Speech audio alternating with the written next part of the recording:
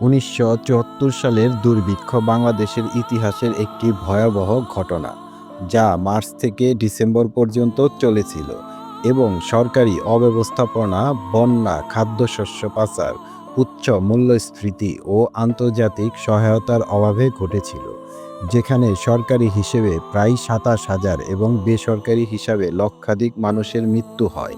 এটি ছিল স্বাধীন বাংলাদেশের প্রথম ও শেষ দুর্ভিক্ষ, যা দেশের রাজনৈতিক বৈধতা নিয়েও প্রশ্ন তোলে এবং খাদ্য নিরাপত্তা নিশ্চিতকরণে অগ্রাধিকার দেয়। কারণসমূহ: বন্যা।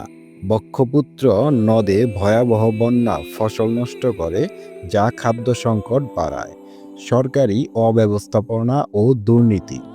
ত্রাণ বিতরণের দুর্নীতি এবং ত্রুটিপূর্ণ নীতি দুর্ভিক্ষে আরও তীব্র করে। মূল্যস্ফীতি। খাদ্যশস্যের দাম অস্বাভাবিকভাবে বেড়ে যাওয়ায় সাধারণ মানুষের ক্রয় ক্ষমতা কমে যায়। খাদ্যশস্য পাচার। প্রতিবেশী দেশে খাদ্যশস্য পাচার হওয়ার অভিযোগ ছিল। আন্তর্জাতিক সহায়তা। কিউবার সাথে বাণিজ্যের অজুহাতে যুক্তরাষ্ট্র খাদ্য সহায়তা বন্ধ রাখলে পরিস্থিতি জটিল হয়। ফলাফল: মৃত্যু। সরকারি হিসেব অনুযায়ী ২৭,০০০ এবং বেসরকারি হিসেবে ১.৫ মিলিয়ন, ১৫ লক্ষ পর্যন্ত মানুষ অনাহারে মারা গিয়েছিল বলে ধারণা করা হয়। রাজনৈতিক প্রভাব। এটি নতুন সরকারের উপর বিরাট চাপ সৃষ্টি করে এবং রাজনৈতিক বৈধতা নিয়ে প্রশ্ন তোলে।